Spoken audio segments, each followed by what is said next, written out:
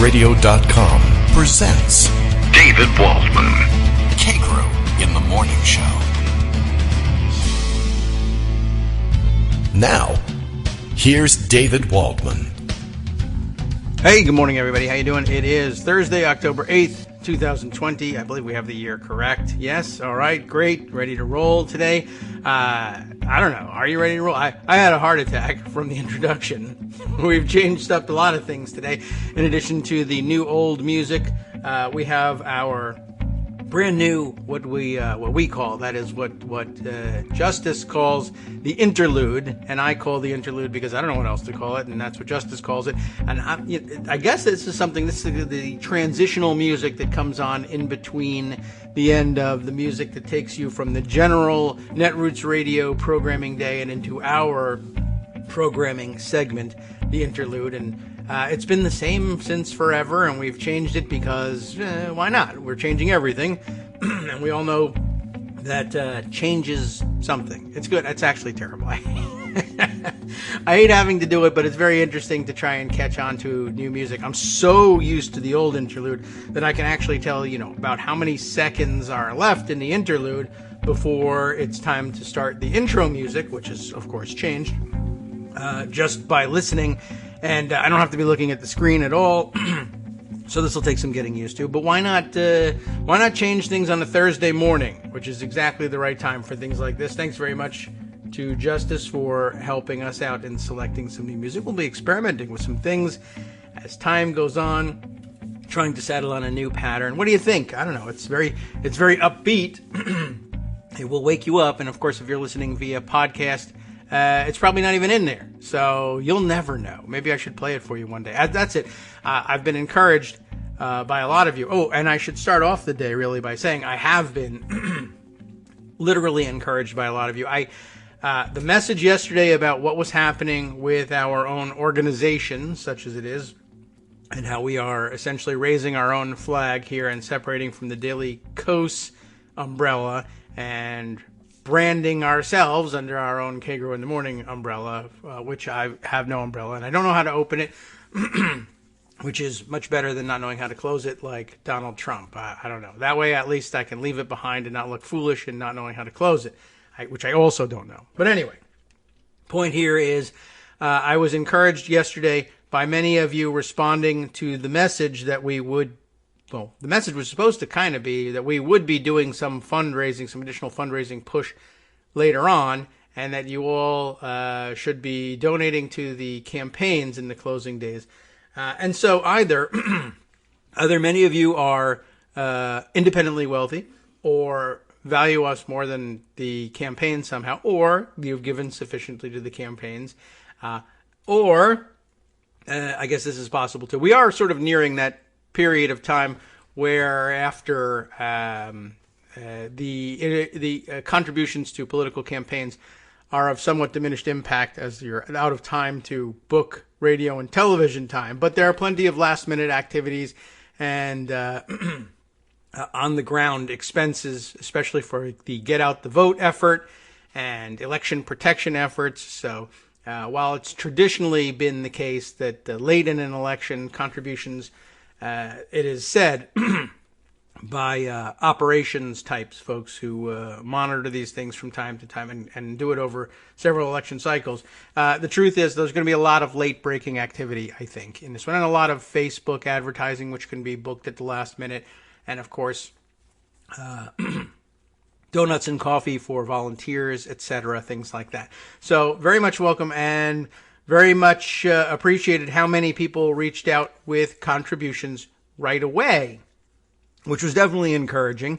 And we're still going to hit you up after the election. It's going to happen. But many of you were very responsive, and I appreciate it. And we got some great suggestions about how to keep that going, how to properly thank and acknowledge those of you who have made donations. And I think something I've been thinking about for quite a long time, we now have a great excuse to do. We should spend some time acknowledging people on the air. So I guess you can hit the panic button if you're the kind of person that doesn't want to be acknowledged on the air and send a note. That's fine. I'll do my best to actually match that with the rest of my brain and organize things. But otherwise, I think certainly everyone deserves the recognition. So I appreciate it very much, and I'm going to organize how we'll do that in equitable fashion, I guess. And another suggestion, this one I'm not entirely sure how we approach it, but lots of suggestions about other podcasts do this as well. Bonus content, and maybe that can be it. I got 1 minute's worth of bonus content. I can play the interlude music for those of you who listen via podcast, and I don't know, it'll cost you $10 to hear it. Does that make any sense? Not really. Okay, but we'll think of some better bonus content. Lots of bonus content coming up today as Greg Dworkin joins us. No question about that. I skipped the debate almost entirely last night. The television never went on to the debate. As I explained in the morning post, if you happen to catch it today, the dishwasher is broken here. And so that means standing there and washing all the things ahead of time. So that means during debate time, it became me debating the dishes. I won, so that's the good news. But time consuming, and really no one wants to top that chore off with this debate. And like most debates, it seems the format was pretty stupid. I guess they decided to go ahead with this minimal protection in between the two of them with the two shields. Word is, from my observation on others' observations on the debate via Twitter, once I was done and I was preparing the COVID-19 stats for the nightly report, I did get to see that apparently the format wasn't particularly conducive to frank exchange of views, and some complaints about the moderation, although the little bit I got to see was standard stuff. They ask you, Senator or Mr. Vice President, explain this enormously complex issue in 2 minutes, uninterrupted. And of course, you can't do that. And then the host or the moderator has to try and talk over you to get you to stop at 2 minutes, and you're just getting going. And maybe 2 minutes is a stupid interval, and they should redesign the debates that way. I guess, though, the biggest takeaway for me for not watching the debates was that zombie Pence decomposing on screen was the big news. I guess he showed up with visible pink eye, which could be from anything, although I am reminded that could also be a possible symptom of COVID, among many others. That's not enough to go on. But I think better diagnosis was that he was actually dead. A fly apparently took up residence on his head and refused to leave. And I guess we gave it forbearance on its rent due to COVID-19, and it just stayed there forever. So that seems to have been the highlight of the debate. And when that's the case, no one wins, not even America, I guess. Greg Dworkin is here, possibly with better analysis or someone else's analysis, if he too either had to wash the dishes or just found something else better to do than watch this debate. How about it, Greg? Well, I did watch the debate, okay, and Mike Pence, Lord of Lies, actually did reasonably badly. And not just my opinion. Congratulations. The polling says that he got clobbered. 59% said Harris won the debate. 38% say Pence in the CNN poll. More interesting to me and typical of what happened. Women said Harris won 69-30, and men said Harris won 48-46. So Pence didn't even win amongst the men, but the fact that men and women had a different opinion of Pence talking over Harris, or trying to, because she just, handled him fairly well, with partly with the side eye and partly with the I'm talking. Yes, and I heard about that. That sort of shut him down. And it was fascinating if you watched CNN after for the debate analysis. Gloria Borger starts to say that, for women, it was really difficult watching Pence talk over, and Rick Santorum interrupted her to say, no, that's nonsense. That's crazy. Well, that's exactly. That's exactly what happened. And so, funny. in a nutshell, there's your debate. Yeah. Now, what happened is in the very beginning, Harris just skewered Pence on coronavirus, and the rest is detail. Oh, okay. And that's good. really what That's all I happened. need to hear. Susan Page was an okay moderator. She wasn't as bad as Chris Wallace, but wasn't great. And she didn't have any control over turning the mic off. No. So that's it. It's a vice presidential debate. Usually they don't mean much. This was historic, first black woman in that particular situation, acknowledged. But other than that, it was one of those debates that you're not really going to remember a month from now. Yes. And it's really not going to change the trajectory of the race, which, by the way, has Biden significantly ahead, 9.5 points or so, with like a 9 out of 10 chance of winning. So that's the whole setup for it. And Mike Pence, Lord of Flies, did what he was supposed to, but that's not nearly enough. The whole point of this debate is to take a look at Kamala Harris and see if she's ready to be president. And the answer is yes. So, that's how it goes. Oh, good. Cheers. Well, good. Now, that's the task. I think I quoted this on the show the other day, but if I didn't, I should have. I'm just loving this article. It's a couple of days old now in Politico called Washington's Worst Kept Secret, which starts, is it over? Here's what everyone in Washington is thinking but doesn't want to say out loud. President Donald Trump is going to lose this election in 28 days. Now it's 26. And probably by a large margin. And that's the conventional wisdom, though it's rarely said publicly. It's been expressed by a number of glum Republicans we've talked to since the debate and the subsequent news of the White House becoming a COVID hotspot. Today feels like the election's over, a veteran Republican strategist said Sunday. But again, we all remember 2016. Okay, that's right. Obligatory. Oh, yeah. And I don't care if you remember 2016. It's more like 1980 than 2016, as we talked about the other day, which the incumbent was trailing but close. And then the debate happened, and then the challenger convinced America we're fine, and then it just took off from there. So there's a quiet conspiracy, says Politico, to emphasize the uncertainty and stress to readers and viewers that anything could still happen. And then my favorite paragraph of the whole thing, because you didn't learn anything there that I haven't already said, but I love this part. Here's where the protocols of journalism require a meaty paragraph of qualifiers and caveats known in the business as, quote, the to be sure graph. Huh. In the event of a Trump victory, I can point to the following as evidence that if you were warned, this thesis might be wrong. I see. Right? I mean, Trump is getting trounced. He's going to lose. To be sure, he still could win. I love that because that's exactly what they all do. Yes. Kind of breaking the fourth wall there, talking to us like that. But that's exactly what they do, and it shouldn't obscure the first parts of it. I mean, this goes back to, months and months and months ago when I told your audience Trump is not the favorite. He's actually trailing Biden in the polls, and this is before COVID. Yes. Now, to be sure, Trump could still come, but he's trailing. Yes, well, that's true. To be sure, he is trailing. To be sure. And I was pretty sure he was not the favorite, and I was pretty sure that it was going to be a pretty stable race, and I was pretty sure that it wasn't going to tighten. And, by the way, it hasn't.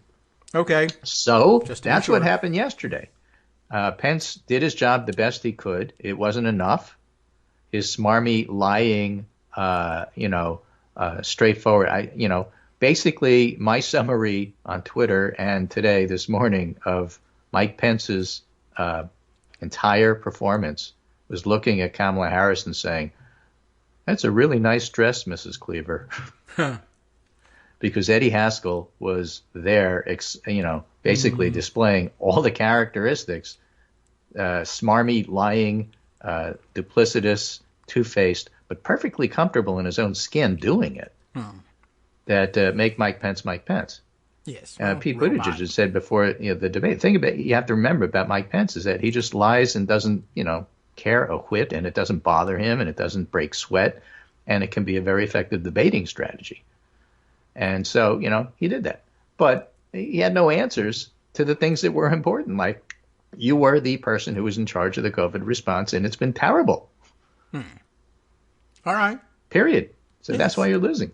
So that's where things stand. And so because he did the best he could, but didn't really change anything, then things happened this morning. Virtual debate came about after intense discussion by the Debate Commission Board. Well, good. Says Michael Grimbaum from the New York Times. And objections from its own production staff who balked at the safety risks of staging another live in-person debate after what transpired in Cleveland, per sources. Yes. So the Debate Commission announced, after letting the two camps know but not asking them their opinion, that the next town hall debate next week will be virtual. Yes. And Trump said, I'm not doing that. Right. He got on Fox I heard News about and that said, this I'm morning. not doing that. They could turn your mic off anytime. That's a quote. True. I mean, I want to point out he didn't get on Fox News and said it. He phoned in to Fox News. He did a Yeah, I virtual don't do interview. virtual stuff. Yeah. He said phoning into Fox. Right. But he said the quiet part out loud. I'm not doing this because they could turn the mic off. Yeah. Awesome. I mean, that's the fun part. Right. Other things that he said in that particular call-in this morning are kind of interesting. He said that Susan Page was a never-Trumper. And so she was no good. And interestingly, because implying that she's a Republican and an apostate, and probably true. And she's got, of course, a lot of friends in media. I don't really care about that. I didn't think she did a particularly good job, but of course, all her friends are saying she was wonderful in such difficult conditions. Nobody could have done a good job. Sort of backhand acknowledgement that she didn't really do a good job. And then Trump complained about Chris Wallace as a disaster. And that's another apostate. Right. So, it's fine with me if Trump doesn't do any more debates. Yeah, probably. This is where you put the Joe Biden in the convertible, taking his sunglasses and smiling, GIF on the on the air, on the radio, so everybody can see it. Right. Yeah. But he's 10 points ahead, and the other guy doesn't want to debate. Fine. You don't want to debate? Don't debate. I don't really care. It's your only comeback opportunity. You already tried to kill me once. Why should I give you another opportunity? Right. You missed. You missed. Okay. Exactly right. Yeah, well, they shouldn't be doing it this way. I don't know what he's complaining about it being virtually, except that they can turn off the microphone, which is, of course, what most people asked for after the first debate. So, right, and which, again, Susan Page says she wasn't able to do this time. She didn't have the technical ability to do that. So, that's where the race is. And that's how the debate went. And, fine. Other things that are of interest. Oliver Darcy was writing up the debate for CNN, the media critic, and said it was inexcusable that Susan Page didn't come better prepared to enforce the agreed-upon rules, especially given how last week's debate went off the rails. And that's true. She knew this was coming. And so I really have no sympathy for her performance in regard to how good it was or wasn't. Mm-hmm. Yeah. It was just meh. Right. I would never worry about it too much. There's very little anybody can do as a moderator. If you can't turn off the microphones, there's just not a lot. Right. One interesting thing that happened this morning, and this was Mike Lee, Senator Mike Lee, Senator-infected Mike Lee. That's right. One of the minions of Donald Trump, Lord of Pestilence, has a tweet that's getting everybody's attention this morning. He says, democracy isn't the objective. Liberty, peace, and prosperity are. We want the human condition to flourish. Rank democracy can thwart that. Yes. That's so... Which sounds like Weimar Germany. I guess. Or like smug college-age libertarians usually do. We're not a democracy. We're a republic. Oh, God. Yeah, I've heard that one, right. Point is, I want to vote. Under the circumstance of Bill Barr being the Attorney General and starting to allow investigations of fraud that isn't fraud prior to an election, breaking all the norms, it's kind of scary. Right. Yeah, and of course, right. The whole argument is supposed to be followed up by, well, we're not a democracy, we're a republic, which would then again means we all get to vote in a free and fair election for our representatives, and we don't. So that's the supposed to be the second part of the argument, and that's gone. So he's just repeating half of the lines he learned as a college libertarian. Right. What an intellectual. So meanwhile, life goes on. There is a just phenomenal editorial in a nonpartisan scientific journal today, which I should bring to your attention because it's highly unusual. We do here. All right. It's called Dying in a Leadership Vacuum by the editors of the New England Journal of Medicine. Oh, okay. I thought do that was a not publication. take part in politics. Yeah. And they write, the magnitude of this leadership failure is astonishing. According to Johns Hopkins, the U.S. leads the world in COVID-19 cases and in deaths due to the disease, far exceeding the numbers in much larger countries such as China. Yes, those cheating Why has the U.S. handled this pandemic so badly? We have failed at almost every step. We had ample warning, but when the disease first arrived, we were incapable of testing effectively, couldn't provide even the most basic personal protective equipment to healthcare workers and the general public, and we continue to be way behind the curve in testing. While the absolute number of tests have increased substantially, the more useful metric is the number of tests performed per infected person, a rate that puts us far down the international list below Kazakhstan, Zimbabwe, and Ethiopia. Our usual companions on any list. Right. Moreover, a lack of emphasis on developing capacity has meant the U.S. test results are often long delayed, rendering the results useless for disease control.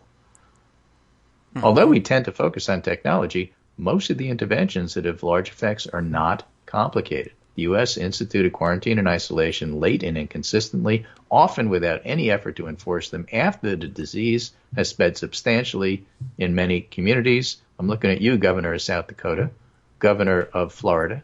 Yes, you guys. Governor of Texas.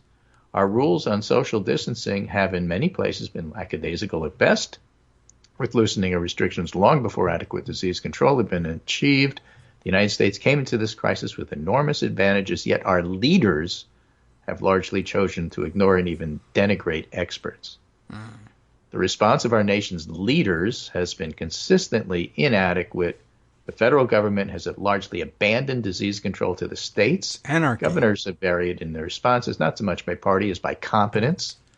But whatever the competence, governors do not have the tools that Washington controls. Instead of using these tools, the federal government has undermined them. The CDC, which was the world's leading disease response organization, has been eviscerated, has suffered dramatic testing and policy failures. The NIH have played a key role in vaccine development, but have been excluded from much crucial government decision-making. And the FDA has been shamefully politicized, appearing to respond to pressure from the administration rather than scientific evidence. Our current leaders have undercut trust in science and government. Let's be clear about the cost of not taking even simple measures. And then goes on to say it's impossible to project the precise number of additional Americans' lives lost because of weak and inappropriate government policies. It's at least in the tens of thousands in a pandemic that has already killed more Americans in any conflict since World War II. Anyone else who recklessly squandered lives and money in this way would be suffering legal consequences. Our leaders have largely claimed immunity, but this election gives us the power to render judgment. Reasonable people will certainly disagree about the many political positions taken by candidates, but truth is neither liberal nor conservative. When it comes to the response to the largest public health crisis of our time, our current political leaders have demonstrated that they are dangerously incompetent. We should not abet them and enable the deaths of thousands more Americans by allowing them to keep their jobs. Now, I didn't mention any names. Yes. Mike Pence, Lord of Flies, or Donald Trump, Lord of Pestilence, or Kayleigh McEnany, Lord of Bats. Any of them, but they all have to go. Guess so. Well, that is pretty remarkable. I mean, they don't do that. It's just unprecedented. They don't do that. It's funny, too, for all the people who told them, for so many other things, stay in your lane, docs, and then the whole election is veered into our lane. Yeah. Oh, you didn't People think guns was our because lane? Of All infectious disease.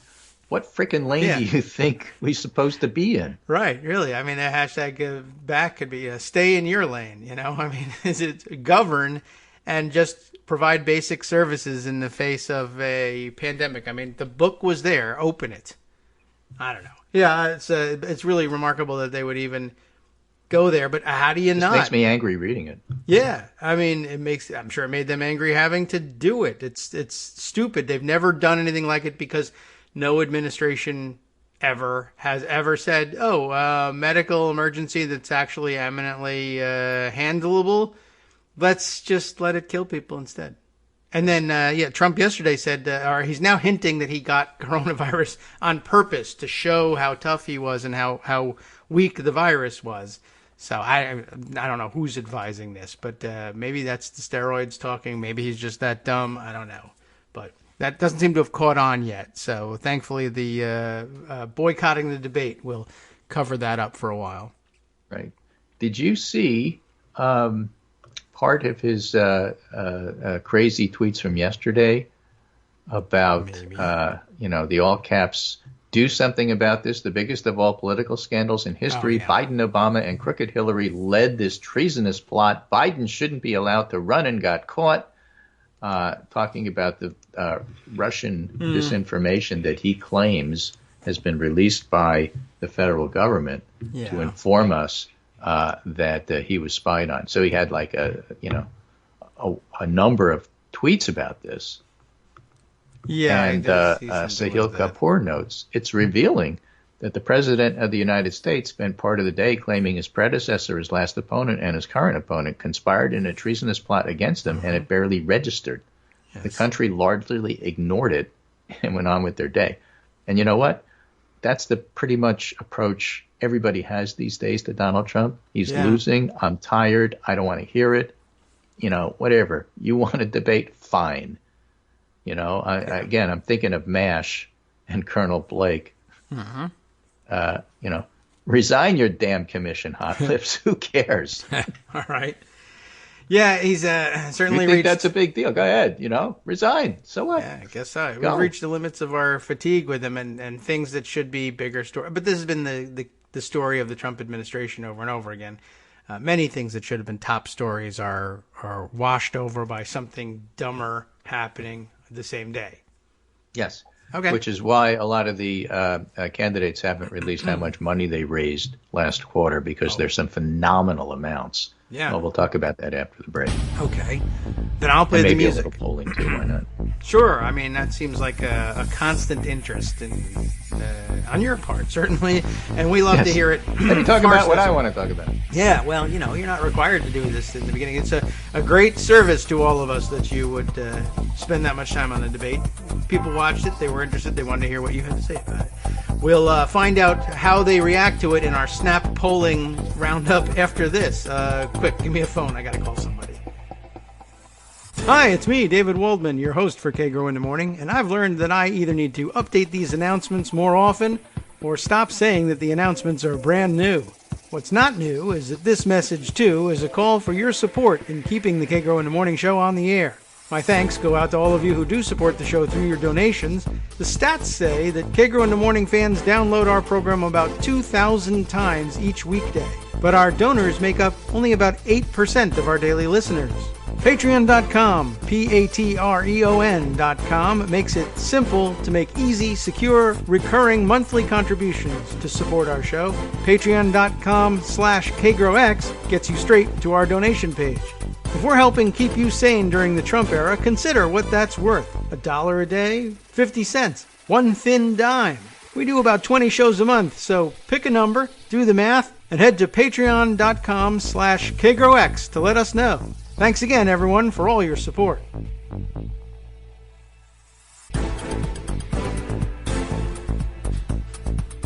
Welcome back now to the Kagro in the Morning Show here on Netroots Radio. We continue on with our segment with Greg.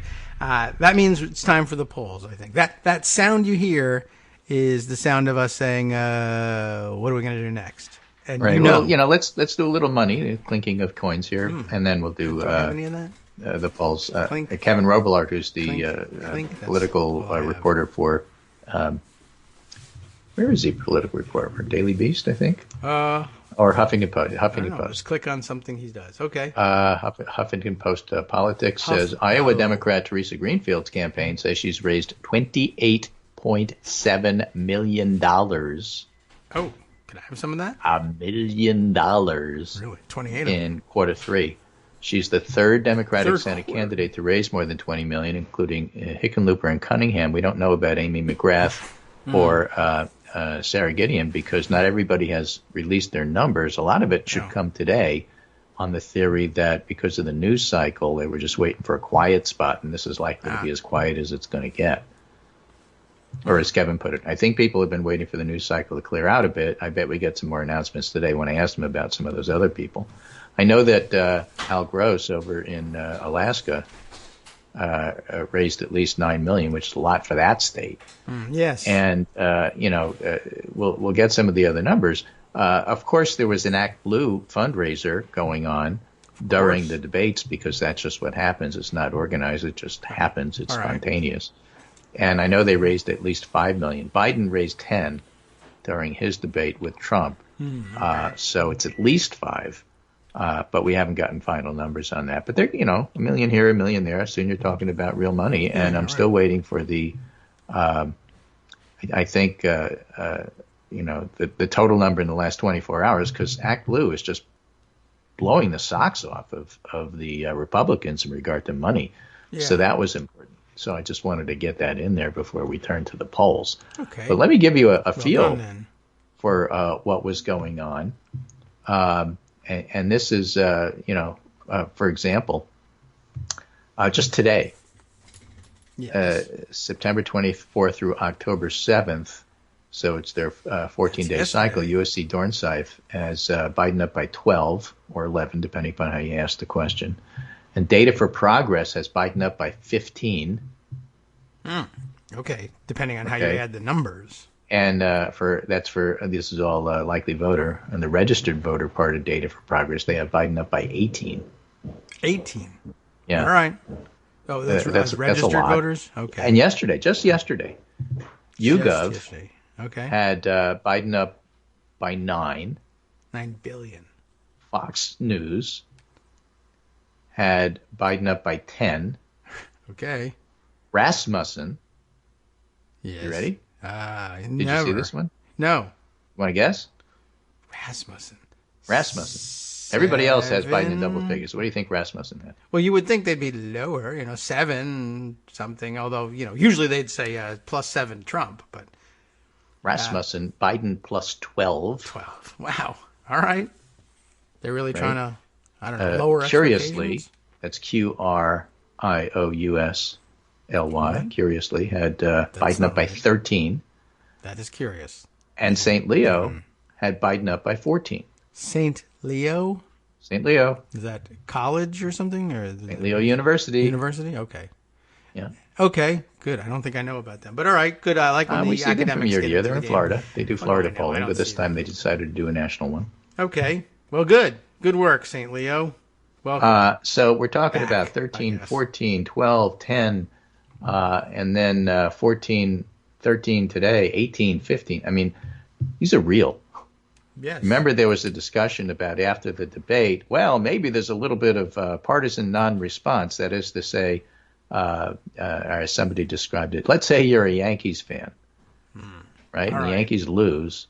Are you going to be as quick to click on the newspaper story about how they lost? Or are you going to be more likely to do it after they won? Let's just say, for the sake of argument, they're playing the Red Sox.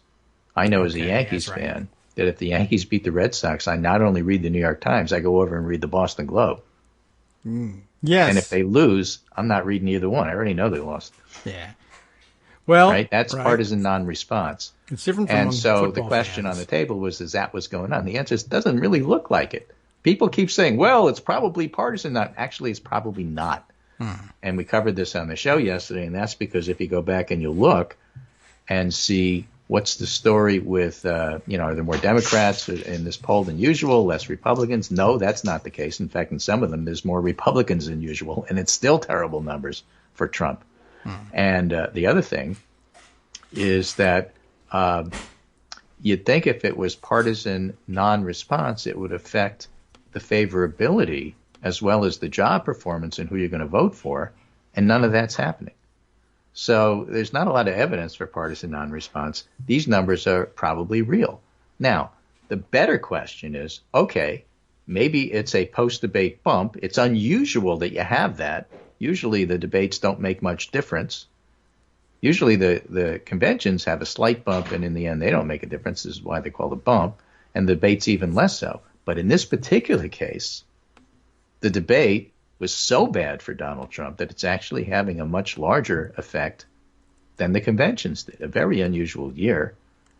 And so fine, it went from 7 to 14. It went from 8 to 16. I mean, we know those numbers because Survey USA and polls like it actually talk about that. I think we read a little bit of Survey USA on the air the other day. And, it said, when we're looking at this, we're finding that there was a big difference before and after the debate and then before and after the diagnosis was made of COVID in the president. So, fine, it's real.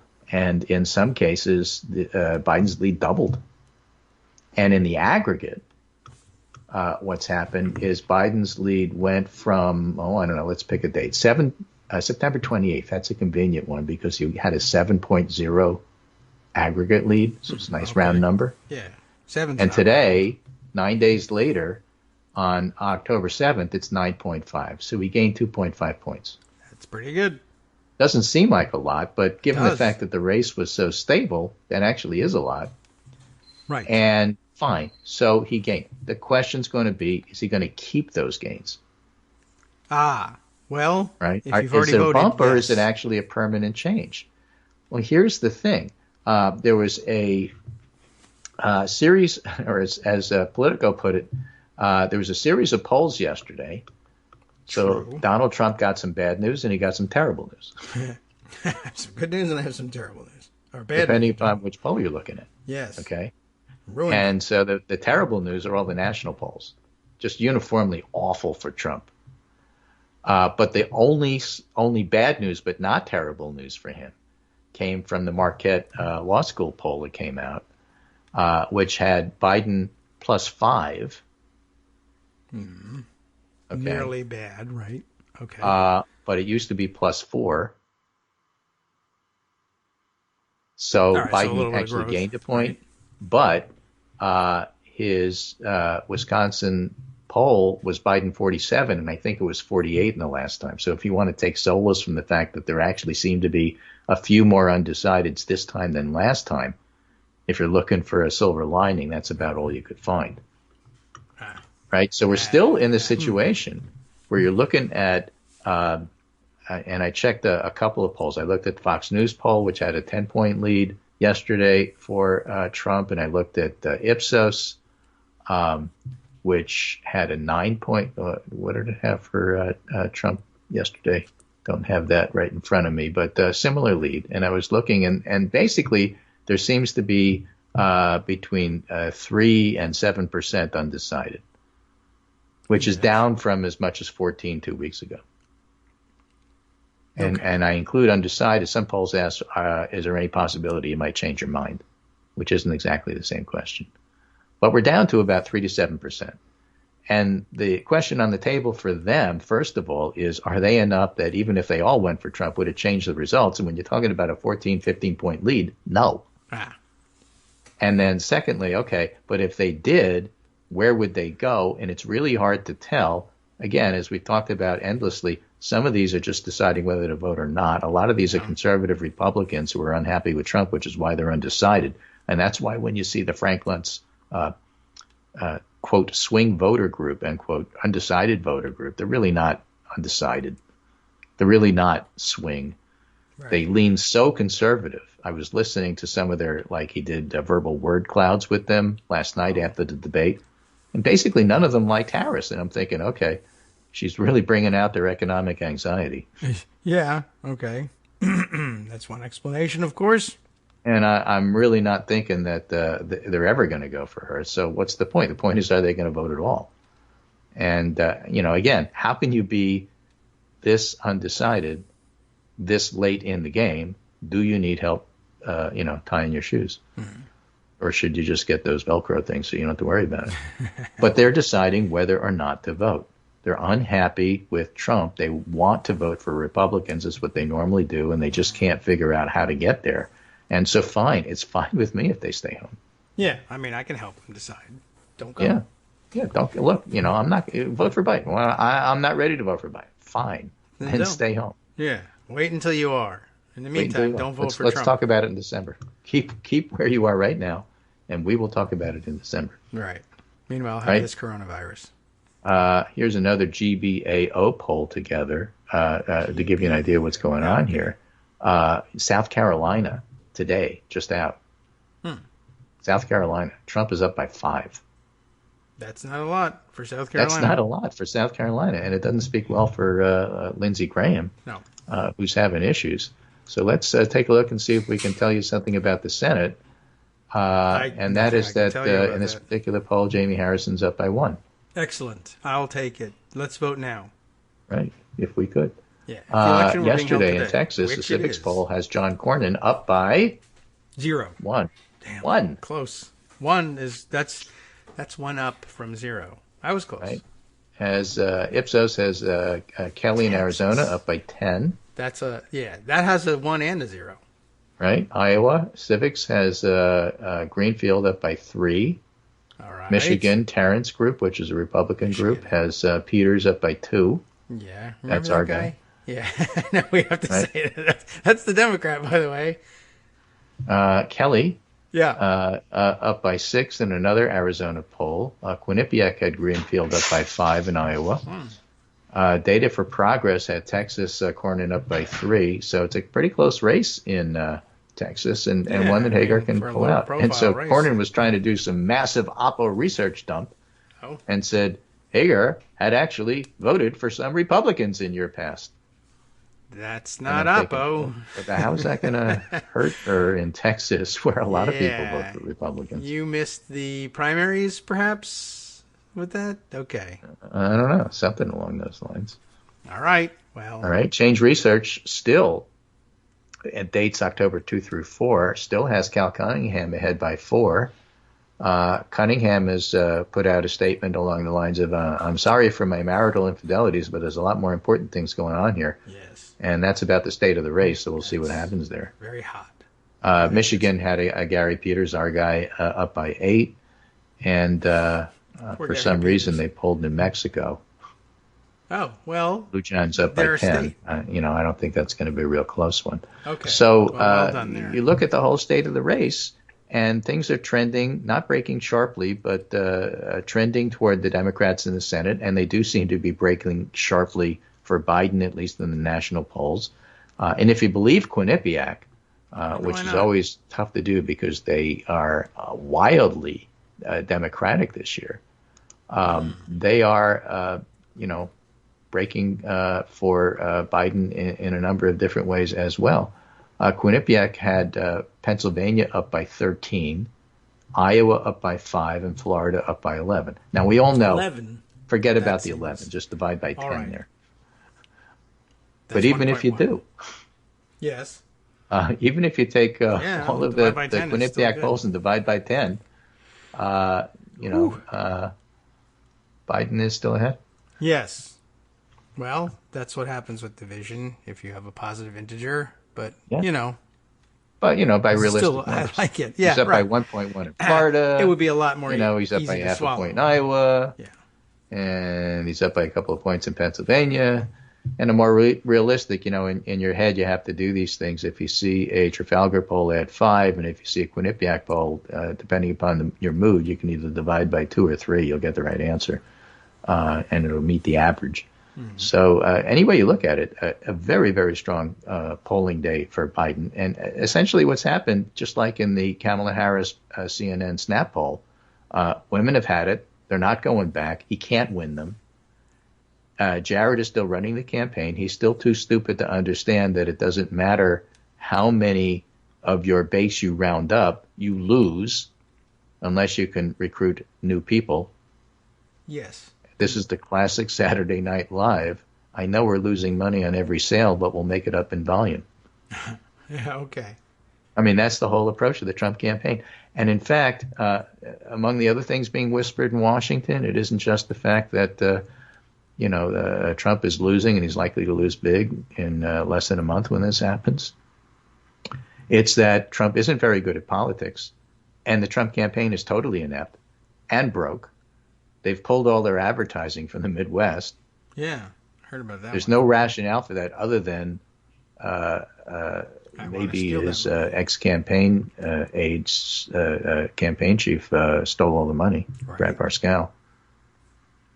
Right, but none of what they're doing makes any sense whatsoever. They're bad at this. And so, the whole idea, they're going to turn it around in the last 3 weeks. How? It's not just that they have a terrible quarterback. They don't even have a team. They can't field enough people to show up on the field. Half of them are sick, and they're in quarantine. Yeah, well, that's true. Right, exactly. Again, you can't hit the road for the guy if you're in the hospital. Right. Anyway, so that's my summary for today. It's about all I have. But I just thought it was interesting. Those are good things. I think so. And it occupied about the right amount of time. So that's what we're chiefly concerned with. Yes, of course. Yeah. And speaking of in the hospital, I understand Christie in the hospital as well. I think he, as the saying goes, for big time politicians, he checked himself into the hospital, which is right. a sort Still of in the foreign hospital. Matt Katz concept. says he's not in ICU or on a ventilator or anything like that, but he's in the hospital. But he is. And we don't have any updates.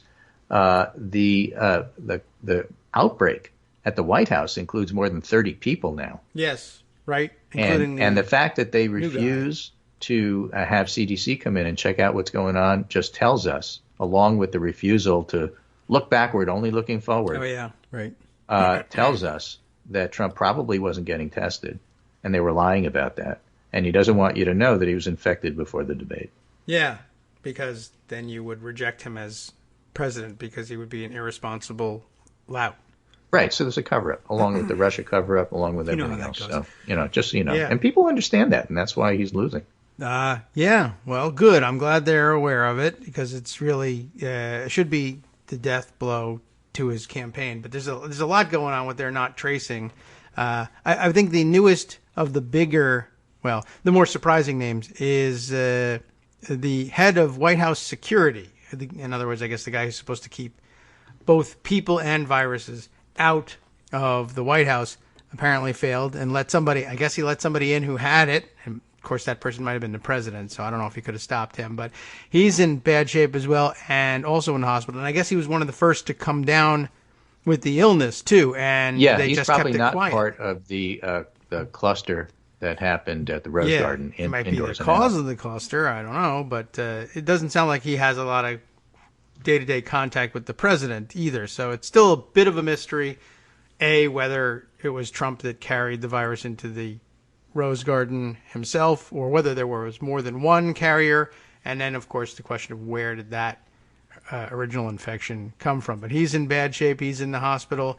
They're covering up and refusing to do the tracing. Actually, USA Today has taken up the mantle of the CDC. Acting head of the CDC, USA Today, has taken the photographs of the crowd from the Rose Garden ceremony and numbered all the people and identified everybody they could and has tried to crowdsource the identification of the rest of the people. If you happen and they to did, know they who succeeded. Did they get them all? They all? got everybody. The lady that I was looking for, the lady in blue that was standing next to Josh Hawley, turns out to be let's take a look at that. Eugene Scalia, the son of the deceased Supreme Court justice, who I guess is he was in a blue dress. He's in Labor Department now, and that's his wife. Oh, I see. The lady in blue was him. So Mrs. he and his wife Scalia were there, Jr. but they identified all 100 some odd people that right. were sitting out in the Rose Garden in that picture by USA Today by crowdsourcing. It was wonderful. Cool. I want to take a look. There were some people that I thought I knew possibly, but I wasn't 100% certain, so I stayed out of that game. But I'd like to see that one. USA Today. I'll look it up. Rose Garden. I'll check it because there were some fascinating figures there, and I figured that they would do well to mine the list of former Scalia clerks and people who had been Supreme Court clerks in the same term as Amy Coney Barrett. They all seem to kind of stick together and support one another, so I wouldn't be surprised if a bunch of them were former clerks and others. And and I thought maybe the one I wasn't sure about was maybe Amy Chua was, I thought, in the audience too, but I couldn't be sure from the photo. It's just not clear enough, and I don't know her that well. I don't know her picture, but she's of course the one who was accused of. She's a Yale law professor, and the one who's accused essentially of grooming young female law students for applications to clerk for certain justices and high-ranking federal judges who evidence certain better preferences. Known as the Battle Hymn of the Tiger Mother author. Yes. But no, she's not there. She's not in the okay. list. I just sent you the list, so they identified 192 people. Well, I will go and take a look at them and see if I can figure out who that was and who I mistook for her. But yeah, I think her husband also a prominent professor there, and I didn't think he was next to her, so it was a stab in the dark, but I don't think that she would have come alone. So who knows? Unless he has coronavirus. So all right, well, that was a fascinating thing, and I'm glad that someone has taken up the role of taking on the work of the CDC if the CDC isn't going to do it. Right. Let it be USA So Today. let's just mention in the few minutes we have left from that list the yeah. people who are positive. I'm positive. Right, there's 192 people at the event, and we have positives. Caroline Levitt, Assistant Press Secretary. Chad Gilmartin, Principal Assistant Press Secretary. I don't know who the assistant to the Principal Assistant was, but that's not listed here. Chris Christie, of course, we talked about. Greg Laurie, pastor and evangelist in Southern California, who, as far as I know, is still preaching and therefore giving it to everybody because he's one of those I refuse to wear a mask guys. We have the Reverend John Jenkins, president of Notre Dame University, who's getting excoriated and blasted back home at Notre Dame for being such a jerk. And he's aware of it, too. Kellyanne Conway. Yeah. Okay, Lord of Lies. And then we have Kayleigh McEnany, Lord of Bats. Senator Mike Lee, Senator Tom Tillis. And those are the ones that we know are positive at this particular point in time. Yes. True. All right. There's still some major gaps in their IDs here, so you can still join in and play the game. As it turns out, there's many people who are numbered but unidentified. And as I check, the person I thought might be Amy Chua was number 30, and she's not yet identified. Although again, her husband is not anywhere to be seen. He might have been busy that day, and of course. I don't know. I don't know. The similarity is there, but if I were she's so prominent, I'd be surprised if people couldn't identify her right away. But we'll see. Yeah. Well, easily could be any number of people, and there's a bunch right there in the not far back either. Kind of second or third, fourth row. So I don't know if you've been hanging around at Yale Law School anytime recently. Take a look and see who you can identify. Right. A reminder, though, there wasn't just this outdoor stuff. There were indoor receptions. I don't know who got to go, but the indoor situation, and that's why I was interested in the lady in blue. The indoor situation is more infectious and more dangerous. So there you have it. We're still getting reaction to Trump deciding that he'd like to cede the entire rest of the election period to Joe Biden, and we'll see how that goes. Okay. This is Kagro in the Morning. I'm Greg Dworkin, and I used to say that, but I used to forget. And it's Thursday, so I won't see you until Monday, but I'm sure stuff will happen. It'll be another chaotic chaos weekend. And in the remaining moments, I'm reminded of a tweet storm I put together back in January of 2017, right after the inaugural, about how he was a chaos agent, about how he was going to lie to us, that the media was not prepared for this. He was going to break norms. He's going to be terrible. And everything you thought that's going to be bad, it's going to be worse. But chaos. And, turned out all that to be true. Yeah. A good call. And somehow people forgot in between. I don't know why that would be the case, but a good reminder. We still had media for years. I mean, Dana Bash has blocked me on Twitter because she got tired of me telling her that, is this the pivot? Is this the pivot? Is today the pivot? Yeah, a lot of she got tired of it. She blocked me. All right, well, she's wrong. Because she said it at least 4 times. Yeah, I mean, it's crazy the number of times people do that. In fact, that reminds me just briefly, another Maggie Haberman story, but I noticed that she reported the other day while Trump was still in the hospital and was gearing up for his joyride. She, I don't know, got word somewhere that allowing the joyride, the doctors were not very happy about doing that, but that it was somehow worked out as a compromise, that they would allow him to take this joyride to wave at the Proud Boys outside if he remained in the hospital where he belonged. And I don't know whether they ever actually struck that deal. There's no evidence that they did except her reporting. And I guess I believe her reporting. I think what I'm trying to say here is he probably did strike that deal. And as soon as he got what he wanted, the joyride, he said, right, great. So now there's nothing binding me to my part of the bargain. Bye. I'm leaving.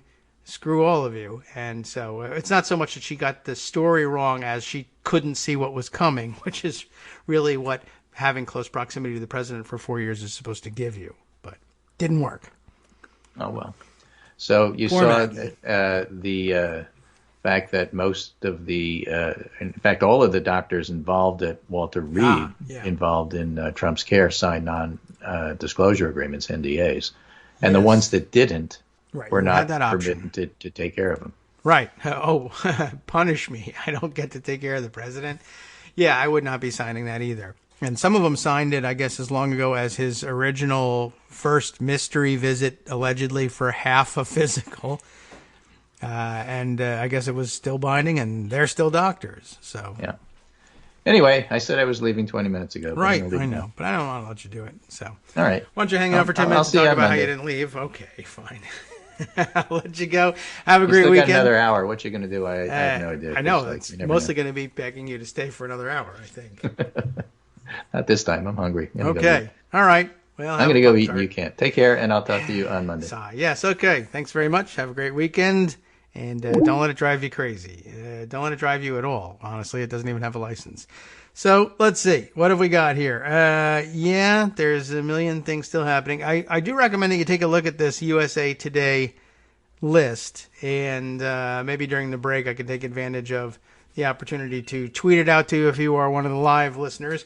We will, of course, include it in Scott Anderson's roundup for everybody's review in the afternoon. It seems like a good, like a fun parlor game. I don't know that we're really the crowd to identify the various weirdos and arch conservatives who will be in there, but there will be there are probably some less partisan attendees. They may be partisan enough people in their own right, but that is to say that they're not necessarily strong Republicans, but people who knew her when. Apparently, like I said, strong bonds between all of the clerks from the 1998 October term, and usually the case in any of the terms. You get to know the clerks even from justices with whom you have nothing in common ideologically, and I think they said unanimously supported her nomination, that group.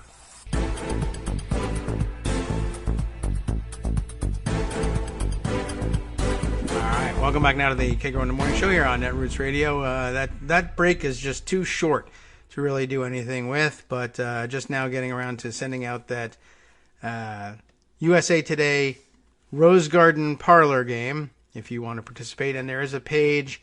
If you scroll far enough down, I think there's a link. If you think you've identified somebody, there's actually a link for submitting your identification. So go for it if you have any, and speak up if you have any in our audience. I'd love to hear about that and how you came to know it. But as I was saying, there could be some bipartisan representation there, just as I said. Among the clerks, even for ideologically opposed justices, there's still, in some cases, camaraderie. And they sometimes spend enough time together to get to know one another. But there's also a professional angle, I guess, to the camaraderie. You don't probably remember and get close to everyone who happened to have had a clerkship at the same time as you. But there is a professional interest in seeing one of your co-clerks advance professionally. Because, of course, a large part of the value of clerking for a Supreme Court justice is that it makes you extraordinarily valuable as a property in the legal profession. If you choose to cash in on it and, for instance, join one of the top white shoe law firms that does a lot of Supreme Court litigation, then you have very often inside knowledge of how the various justices will approach a case that's coming up, and you have an insider's view of what their not only what their mindset is, but generally speaking, how they are likely to formulate their arguments, and you can make good predictions about not only how a case will come out, but if you are handling the case, how to approach the case. What are the winning arguments? What are the dangerous arguments for various justices? What sorts of trouble will you get yourself into if you head down the path you're planning for your case, et cetera, et cetera. So it makes you very valuable to have clerked for a justice because you have that certainly have intimate knowledge of the justice for whom you worked, but you get a pretty good sense of what the other justices are doing and where their clerks are, sometimes taking them, sometimes accompanying them in that thought process. Similarly, of course, if you were a co-clerk with somebody who becomes a federal judge or justice of the Supreme Court, you have even better knowledge. So anyway, there's a professional interest in even stalwart Democrats and liberals and progressives, if there are any, who clerked for Supreme Court justices at the same time as Amy Coney Barrett to support her nomination. There will be another Supreme Court justice about whom I have pretty intimate personal knowledge.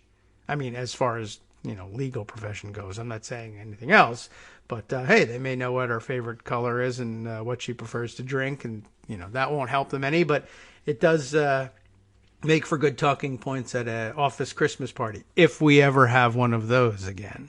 You get the idea. Of course, they may also, as they say in their letter, genuinely believe that she is intellectually prepared for the role of sitting on the court, and that's entirely possible.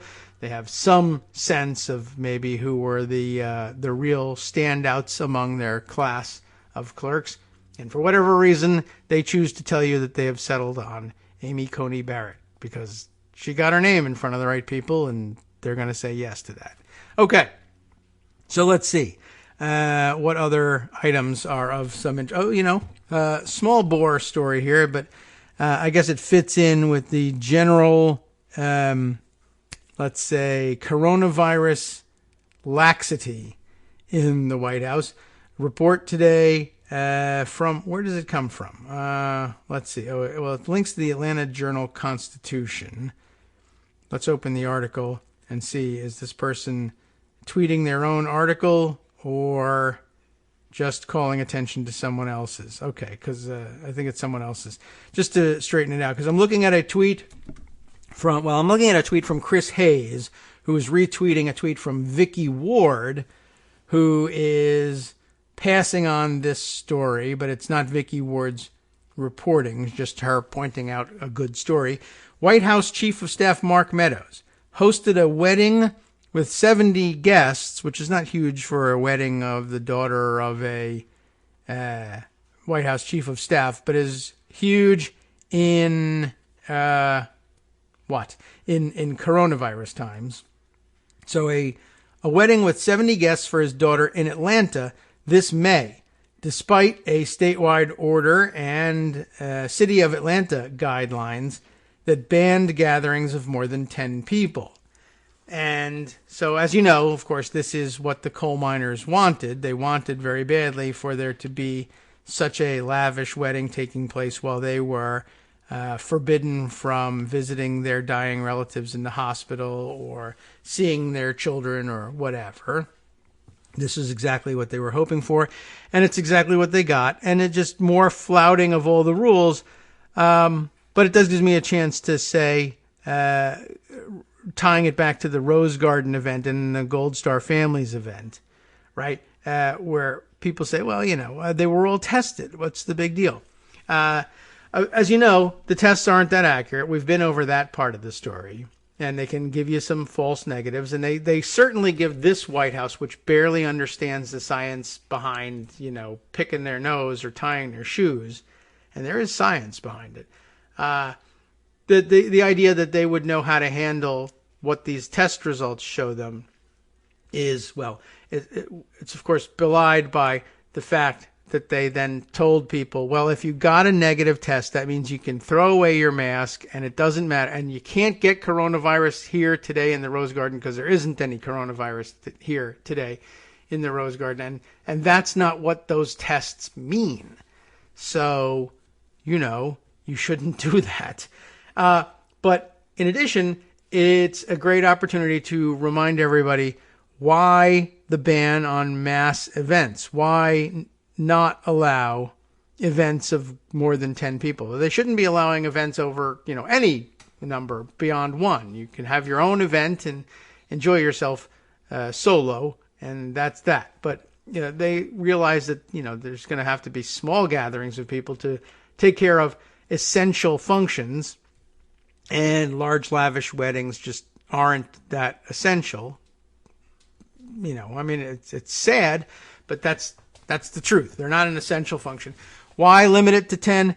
Basically, it's simply numbers and statistics. If you don't get 100 people together in a room, then the chances of accidentally passing on coronavirus to some or all of those 100 people, if one of your tests comes back as a false negative or nobody gets tested, but they all think they're asymptomatic and so everything's safe, the chances of spreading it to those 100 people is 0 if they don't show up, if you don't invite them. That's why you don't have mass events. When you have a mass event and then you F something up, like tell everybody it's okay to throw away their masks because the rapid test says we had 0 positives today, but you're wrong and there really was a positive, and either you got a false negative on it, or let's say the person who carried the virus into the Rose Garden didn't get tested at all because he's the big kahuna and he says, screw you, I don't want to test. Besides which, I'm too fabulous and awesome and heavily made up for coronavirus to actually get into my system. Just don't touch me. Leave me alone. You know I'm safe. I order you to leave me alone. And what are you going to do? So you leave him alone. And he walks in, and here's the deal. I'm Joe Biden. That's the deal. You walk in, and if you're going to spread it, if your event is limited to 10 people, then the consequences are limited in turn. It won't be just those 10 people because they'll all go home and expose people at their houses, but you can manage contact tracing if you're willing to do contact tracing, which they're not at this White House. And I never did get around to talking about it with Greg, but we mentioned it with Joan. A couple of good reasons, politically good reasons for the Trump administration not to do their contact tracing. They're bad reasons by objective standards, but we're not going to do contact tracing because then we will reveal just how badly we handled this, and that the president is in fact the super spreader, as that one journalist shouted out to him as he was leaving Walter Reed. And that's the basic truth of it. It would probably be revealed that he was terribly irresponsible, and then you'll have serious illnesses and possibly deaths directly on his hands. And so they don't want to do that. You can understand it. It's wrong, but you can understand it. But secondly, there's also this issue, and I guess the USA Today parlor game reveals something about that. The USA Today would not have to do this work if one of two basic functions of government were working. One, the CDC was doing this task, and the CDC would be able to do this task much better ordinarily with any other administration, because they would simply turn to the administration and say, give me a list of all the people who are here and their contact numbers, and I will do contact tracing. Except this White House says, we don't have such a list. We've never made such a list. We, in fact, forbid such lists from being made. There are no White House visitor logs anymore. And you'll recall many months ago, perhaps many years ago, that we discussed that naturally the criminal Donald Trump would view visitors' logs as evidence of criminal conspiracy. As you're taking notes, right, on a criminal conspiracy, yes, if you're keeping White House visitor logs for Donald Trump, you are. So they stopped doing that. And we're pointing out between that and the phone logs, this isn't punishment for becoming president. This isn't prying into your business, per se. There is a function for these visitor logs and the call logs, which is actually legal and political, in some cases, protection for the president. If the phone logs and visitor logs are kept truthfully and reliably, while it's possible then that people will figure out who you're talking to and who you're meeting with, one, they should know that anyway, and you should stop trying to hide it. But I understand that there are sometimes that you'll want to keep things quiet, but too bad. You just have to, why don't you just keep your conversations on the up and up with people, and then you won't have that much to be embarrassed about. But The part of that program of tracking who talks to and visits the president also enables you to, if you're doing it in a trustworthy way, according to standard operating procedure, if someone accuses you of having met with or talked to somebody that you did not, or at least during a time period during which you did not talk to that person, you can produce the logs as proof that you didn't do it. Now, a lot of people might, naturally doubt the presidents as essentially political creatures, and maybe they altered the logs, and there are some people that you would believe would alter the logs. But the presumption is, and for the press, as arbiters of this truth, they are conditioned to accept those logs as having been accurately filed. Now, of course, if you don't file them at all, that evidence isn't available to you. And even if it was, in this administration, the first instinct might not be to believe them. But here again, as defense against coronavirus infecting the entire country uncontrolled, you would ordinarily the Secret Service absolutely insists on it, and they probably did still insist on it in this case, names and social security numbers and dates of birth for everyone who is planning to attend the Rose Garden ceremony. The fact that they haven't gotten that to anyone doing contact tracing is just plain, I wouldn't even say it goes beyond negligence. It's just plain recklessness. They don't want that information found out. I guess they probably figure the people who were at the Rose Garden know who they were, and they're smart enough, they're lawyers, a lot of them. They're smart enough to figure out that means go get tested, and you should limit your contact with others for, I don't know, whatever the number is. We all know that it's supposed to be 14 days, but the muckety mucks who are at the Rose Garden who, quote unquote, need to be at work or on the campaign trail, they're saying, well, we're going to do 10 days because that's what we can afford. That's what we feel is appropriate.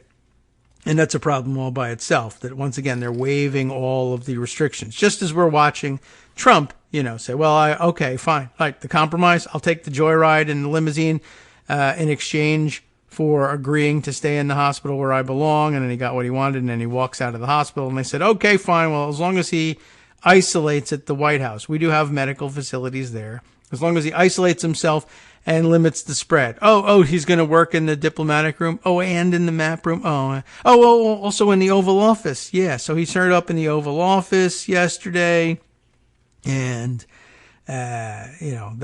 so spreading the disease there. And then they said, oh, well, don't worry about it because everybody who goes into the Oval Office, we're totally prepared for this. We'll all have appropriate PPE on all those people who go in there.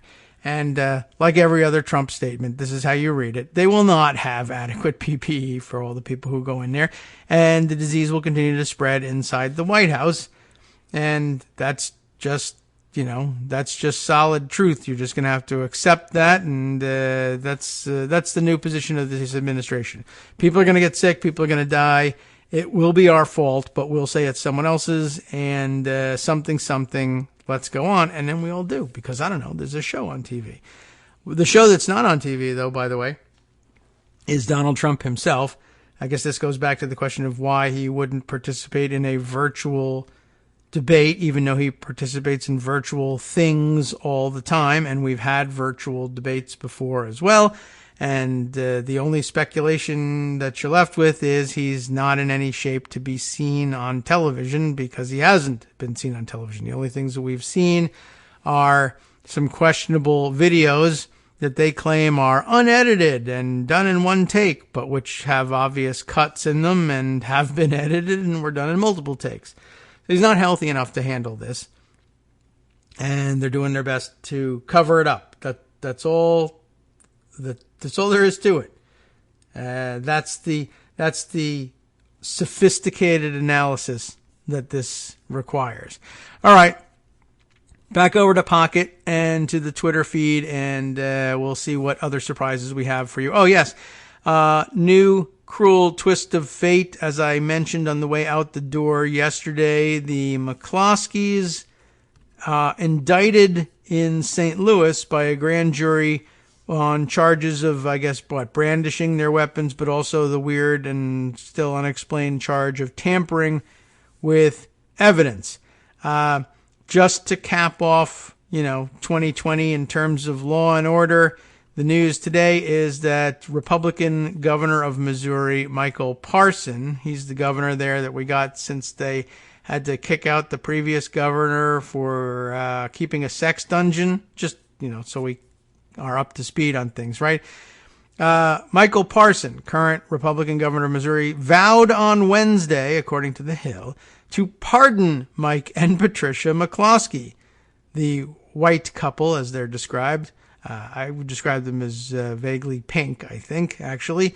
The white couple who drew national attention over the summer after footage of them pointing guns at Black Lives Matter protesters outside their home went viral, after the pair was indicted on charges related to the incident the day before.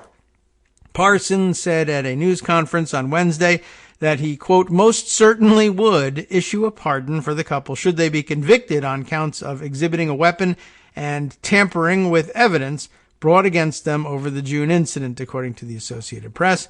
We'll let it play out and see how all this comes out in the courts, but I stand by what I said, Parsons continued. He must be encouraged in this by President Trump's reckless overuse of the pardon power, I'm sure. However, so far, he is restraining himself in a way that Trump so far has not, saying, we'll let the legal process play out, and then perhaps I'll pardon them if I'm unhappy with the result, as opposed to simply pardoning them ahead of time. Trump's favorite game seems to be pardoning people before they, or at least talking about pardoning people before they go to trial so that they don't have to go through the inconvenience. But, all right, well, it's bad news, and bad news for law and order, and bad news because it means that you have to think about the McCloskeys smirking ridiculously over the fact that, once again, they find themselves above the law. So, there we have it. Does the Hill have any explanation for the evidence tampering? Let's see. Not really. Again, I'm curious about what they did, and I don't know. For some reason, my guess was, since they were accusing the protesters of trespassing, and that included accusing them of breaking down the gate that separated their private street from the rest of the public thoroughfares in St. Louis. I wondered whether maybe the deal was that they didn't think the gate looked broken enough for the police, so maybe they smashed it up a little bit extra in order to make it look like the trespass was that much more egregious before the police showed up, but I really don't know. All right, let's see. Oh, well, here's a nice comment that we'll add here too. I've seen this comment around, and it's a good one, so I will add this version of it. Alpenglow, who tweets as Alpenglow07, because there are 6 other Alpenglows out there, I guess. Or maybe that's when Alpenglow graduated. I don't know. Amy Coney Barrett's lack of judgment in allowing her unveiling during a pandemic mirrors her lack of regard for public health with her determination to strike down the ACA. Millions of American citizens will thus lose health care due to her dogmatic beliefs. She's not fit to be the judge of anything.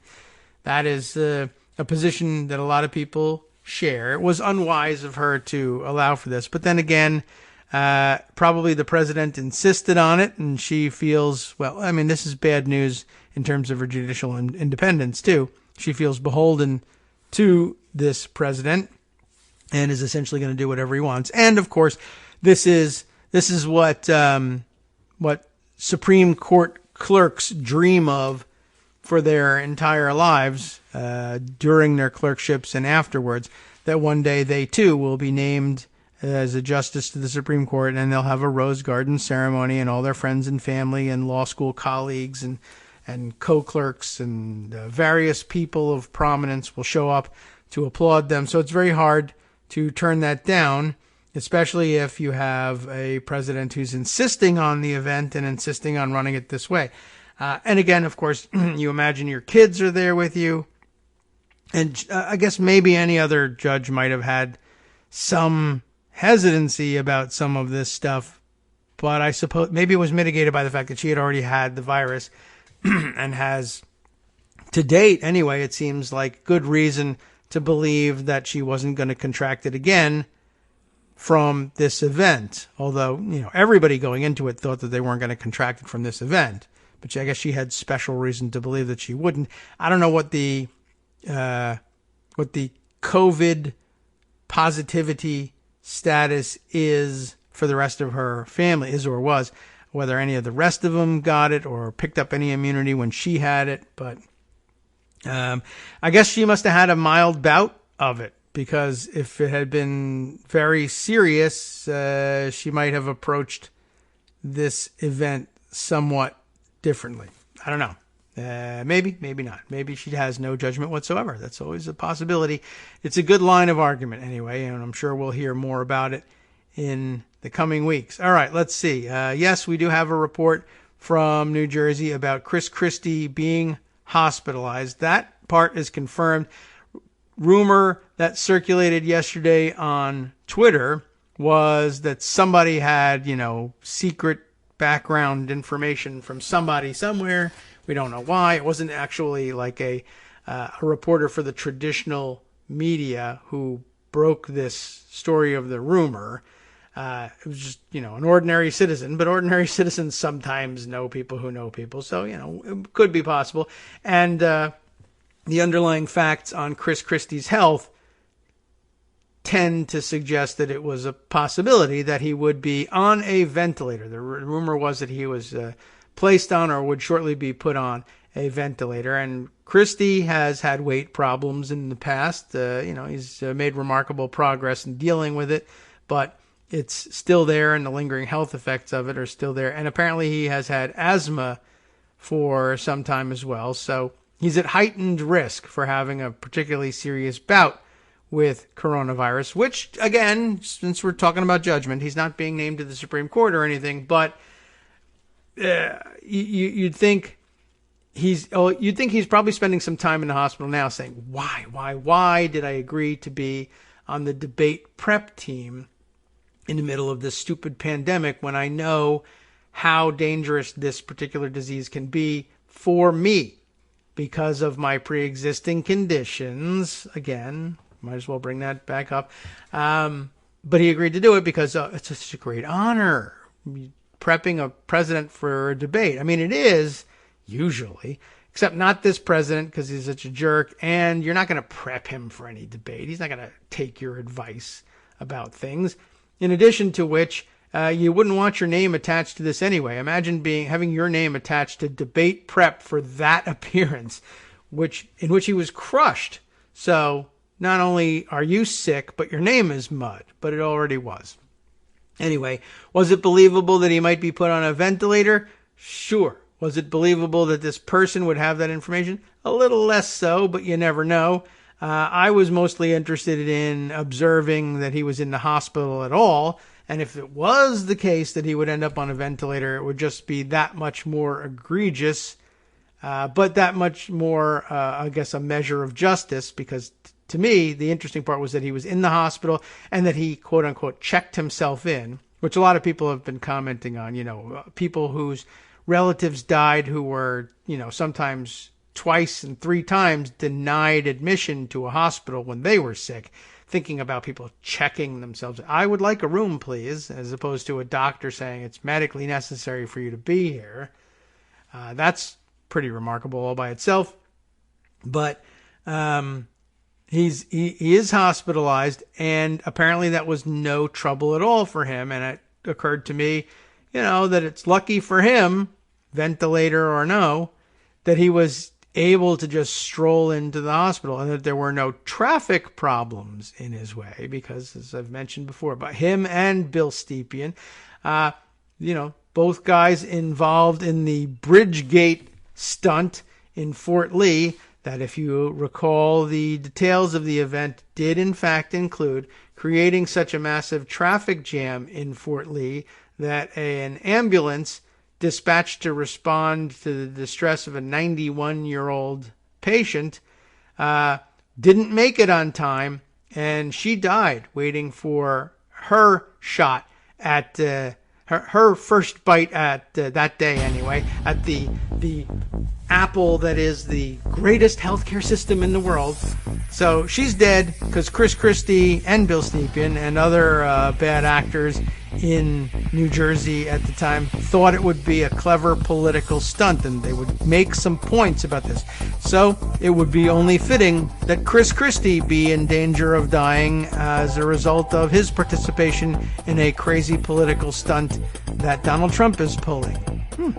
Seems like justice. Hi, everybody. It's me, David. Let's change things up from the old fundraising pitch for just a minute and talk instead about how you can be a part of our show. If you've got a smartphone or any other electronic recording device, why not sit down and record a segment for us?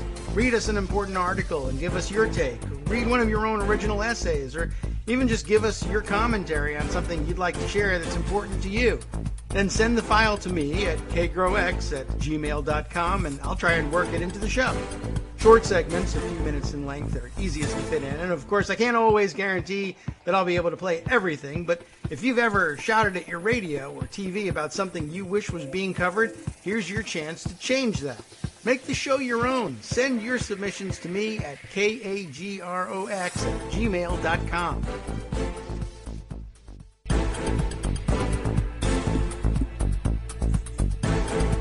All right, welcome back now to the Kagro in the Morning Show here on Networks Radio. See, I waited for that extra beat, and now you got to hear it clearly. All right, back into Pocket, and I wanted to sort of trace this thing back a little bit, but now I can't find the actual original tweet. But at some point, I think, was it maybe ABC News filing a report and somebody encapsulating it in a tweet.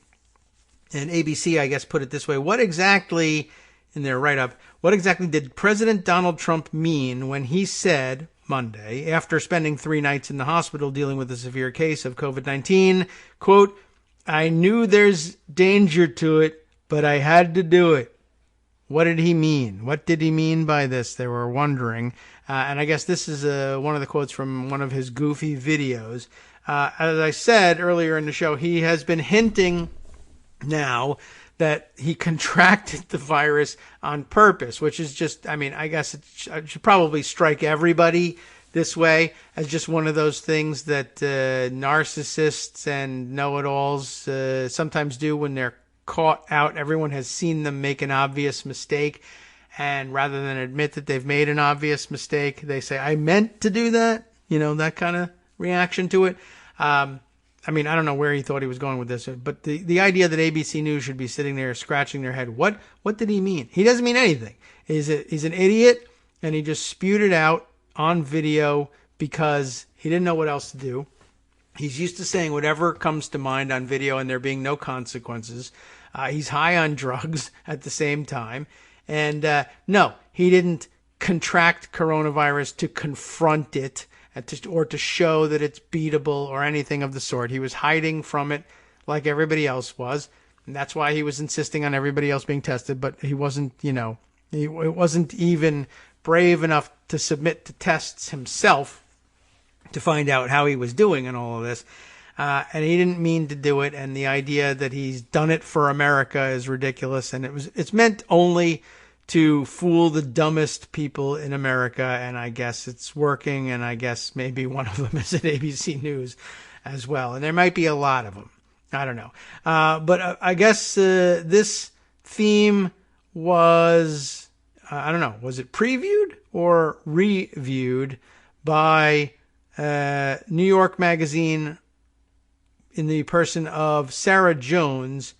Let's see, this was an October 5th piece, so that was maybe it was a Monday review of the video, unless it was a prediction of it before the video even came out, which would be remarkable, but totally possible if you know anything about Donald Trump. She writes this piece, "Owning the libs now means catching the virus." Interesting. What a take for Donald Trump. Worried about Donald Trump? I'm not, says Sarah, but if for some reason you are, his supporters want to reassure you President Trump won't have to recover from COVID. This was the tweet of Matt Gaetz, Representative Matt Gaetz from Florida. COVID will have to recover from President Trump. Aha! Ivanka Trump Ever the loyal daughter called him a warrior, which is, of course, an odd thing to call the 5-time draft-deferred Donald Trump, but hey, whatever. Fox News contributor Greg Gutfeld said, the president only got sick because he was brave. He didn't want America to hide from the virus. He was going to do the same thing. He was going to walk out there on that battlefield with you, Gutfeld insisted.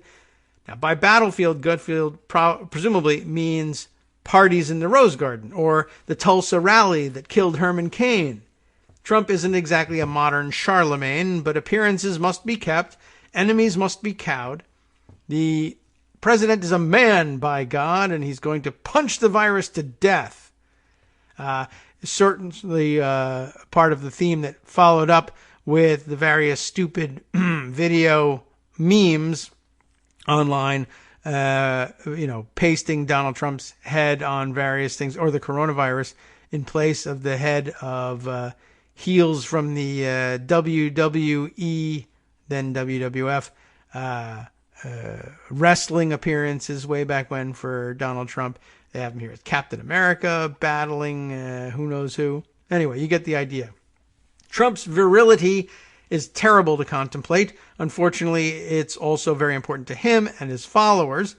The act of owning the libs assumes that someone is capable of doing the owning, that they've got the will and the upper body strength to put someone back in their place.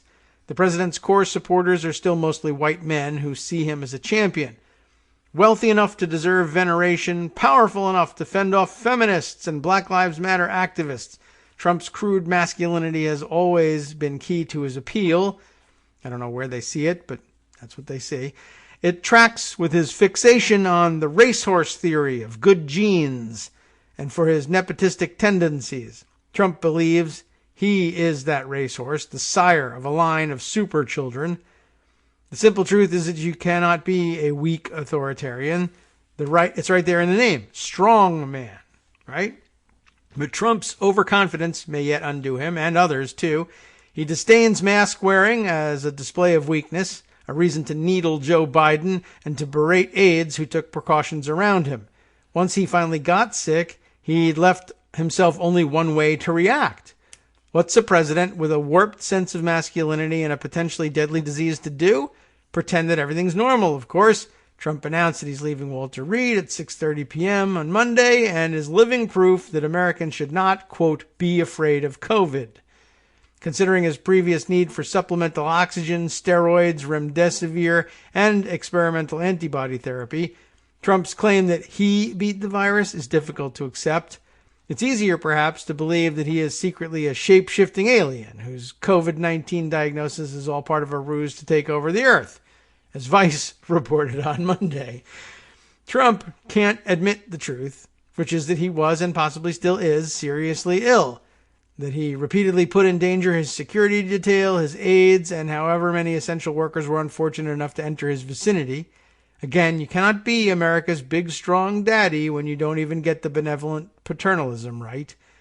So the virus must remain a minor inconvenience, and Trump must stage his blank paper signings for the cameras, and everyone whose livelihood depends on him has to call him a warrior. It's all very stupid and thus not very difficult to understand. The danger won't end just because Trump says it's over. So short, succinct, to the point, well worth sharing. Other things that fit in that category, at least of well worth sharing, well, let's see. Where are we? Yes.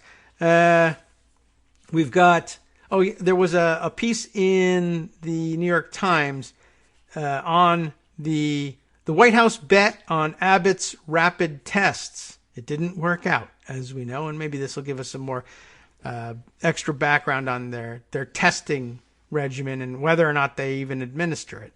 Federal officials, it says here in the subheader, relied too heavily on the tests, then took the results for granted, experts say. Although I do think we've got the gist of that, but maybe perhaps a little bit of a smattering of the science behind it will help us out a bit. Catherine J. Wu, writing this piece on the 6th for the Times.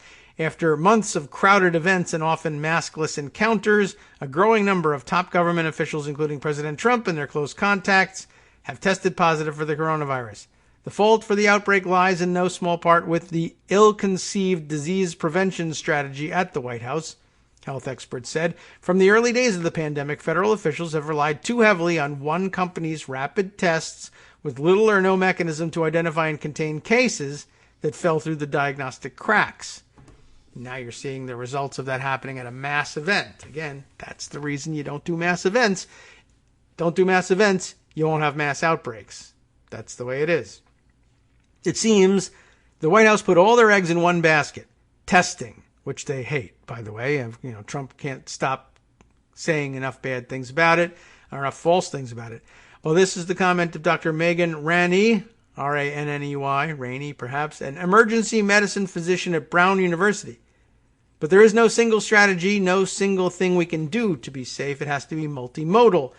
Other health experts noted that the tests deployed by the White House, manufactured by Abbott Laboratories, were given emergency clearance by the FDA only for people, quote, within the first 7 days of the onset of symptoms.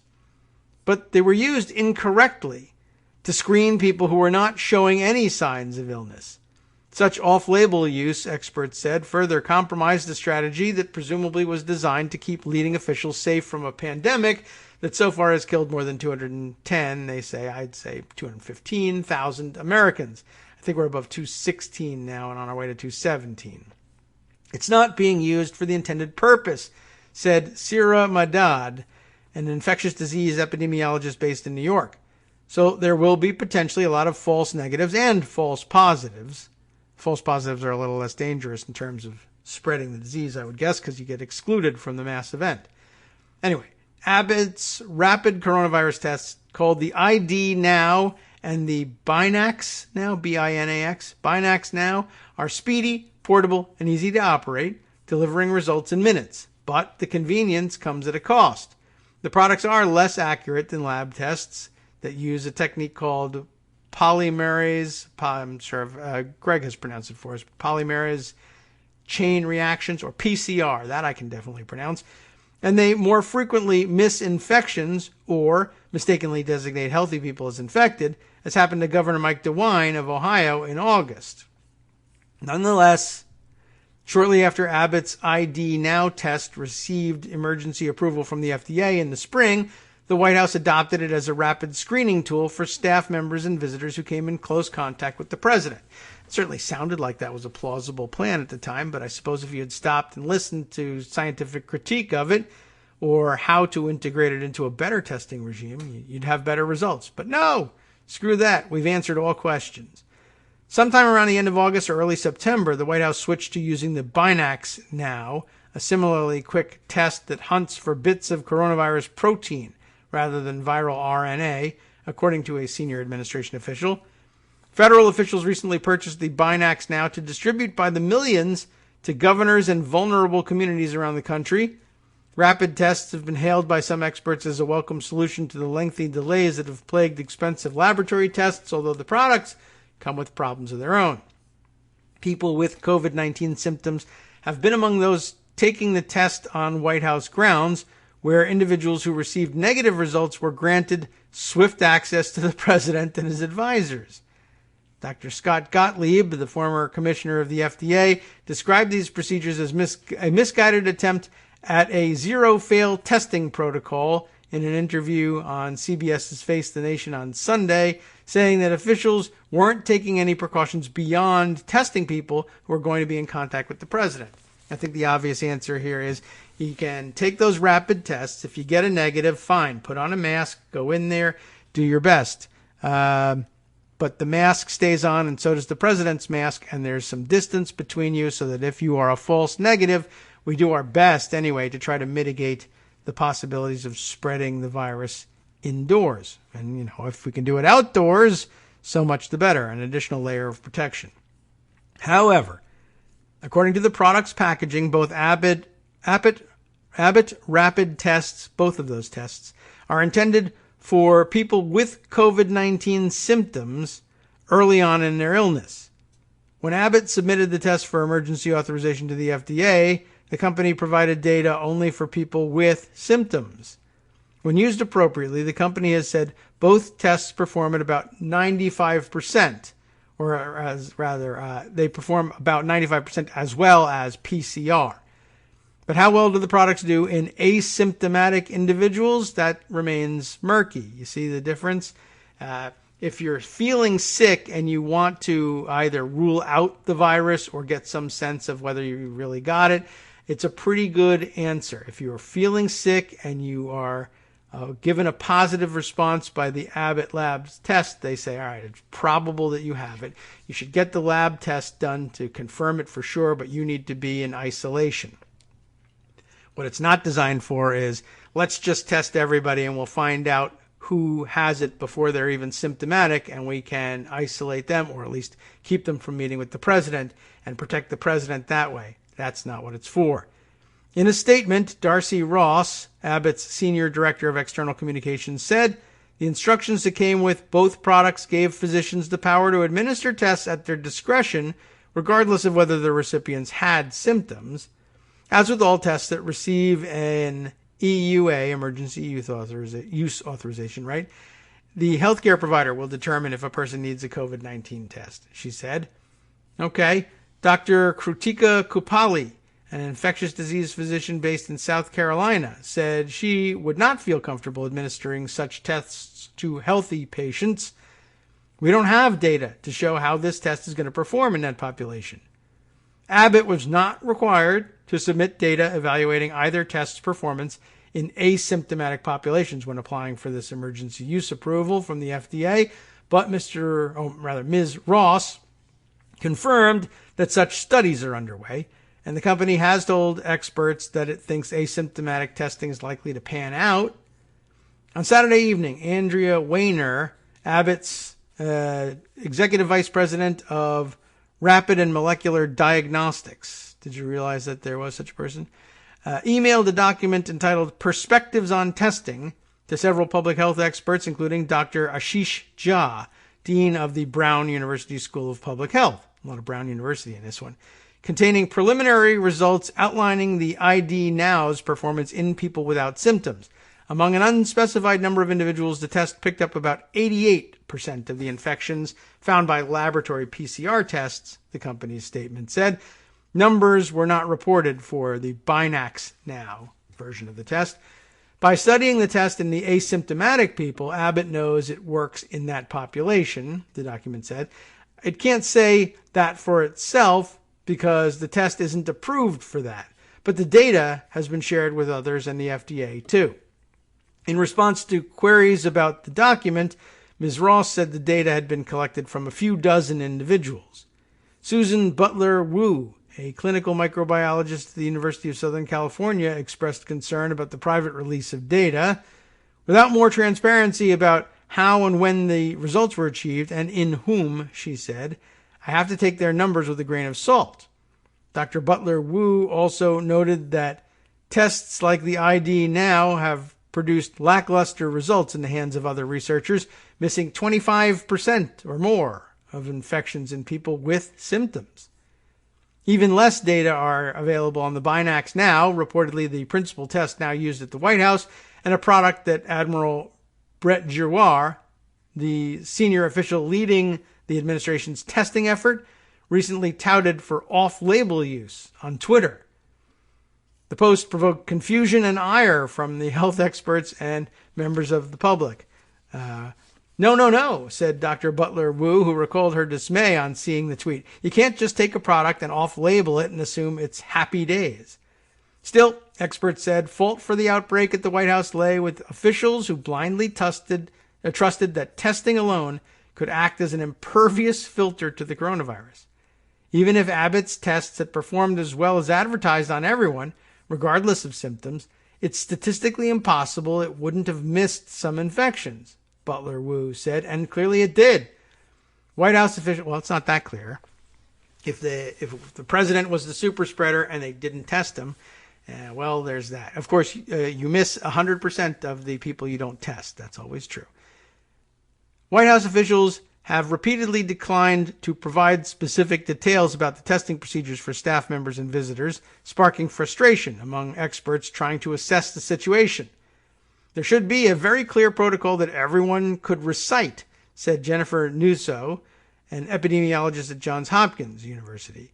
Especially ambiguous, Dr. Nuzzo added, was how often people in the White House were taking tests and under what circumstances, especially those who might not qualify as close contacts of the president.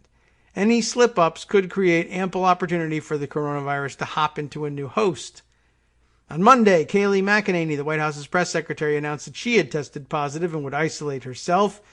Ms. McEnany, who has been in close contact with several White House staff members who have since tested positive, had tested negative every day since Thursday, she said, but she was likely infectious for several days before her positive result, including on Sunday, experts said when she spoke briefly, without a mask, to reporters outside the White House. These and other encounters illustrated to Dr. Madad that officials were treating negative results as a free pass to eschew masks and to mingle, regardless of exposure history. That's absolutely incorrect, Dr. Madad said. Exposure to an infected person should be reason enough to quarantine for 14 days, according to guidelines from the CDC, but who cares about them? A negative test result might simply be failing to pick up on low amounts of the coronavirus as the pathogen slowly accumulates in the body. Symptoms can take up to 2 weeks after an exposure to appear, if symptoms appear at all. And levels of the virus, which might correlate with contagiousness, can often be at their highest right before an infected person starts feeling ill. Even people who remain asymptomatic throughout the duration of their infection are known to harbor the virus in abundance and appear to be responsible for a large proportion of transmission events. The guidelines have been very clear, Dr. Madad said. Even if you have a negative test, you quarantine if you've been exposed. White House officials, however, seem to have been emboldened by the false sense of security imbued by negative test results, even though they represent only a snapshot in time. One of our favorite phrases here. To Dr. Jha, the White House's unfolding outbreak was no surprise. It's remarkable that it hasn't happened until now, he said. Pinning the protection strategy entirely on testing while disregarding masks and physical distancing, he added, shows they fundamentally don't understand a negative test and how infectious disease works. Month 7 of the pandemic in the United States, they show a fundamental misunderstanding of how this disease works. We're never, ever going to get out from under this while he is still president, and that's all there is to it.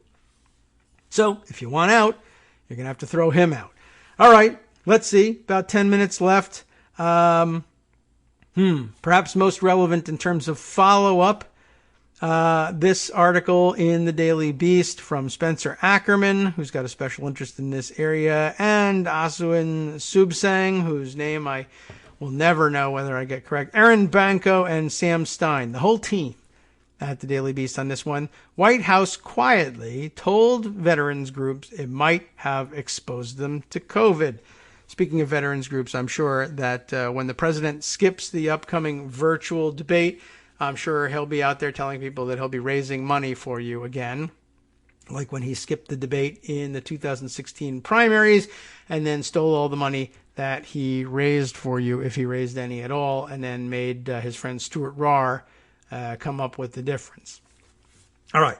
Well, this, of course, refers to the Gold Star event that they had on the Sunday following the Amy Coney Barrett super spreader event that we told you about, and there's more bad news to add to this. The first known White House warning to visitors about a coronavirus risk came the same day that the president acknowledged getting the virus. So no advanced warning for the Gold Star families. Screw them. They knew what they were signing up for. They should all be gold stars in Trump's view. He'll kill them all one by one. On the same day Trump acknowledged contracting the coronavirus, the White House quietly informed the veterans group that there was a COVID-19 risk stemming from a September 27th event honoring the families of fallen U.S. service members. The head of that charitable organization told the Daily Beast, The White House warning, which came on October 2nd, is the earliest known outreach to visitors of the complex that there was a risk of coronavirus emerging from the grounds where the president, the first lady, and at least 17 of his aides at the time of this writing, according to Politico, have now tested positive for the virus. The September 27th event to honor Gold Star families came the day after the White House hosted a celebration for Supreme Court nominee Amy Coney Barrett that appears to have been an early source of the White House outbreak, though West Wing officials have quietly disputed that linkage. It's unclear to the head of the veterans charity, the Greatest Generations Foundation, which participants' potential positive coronavirus test sparked the warning. It was the president's, but it's unclear, you see.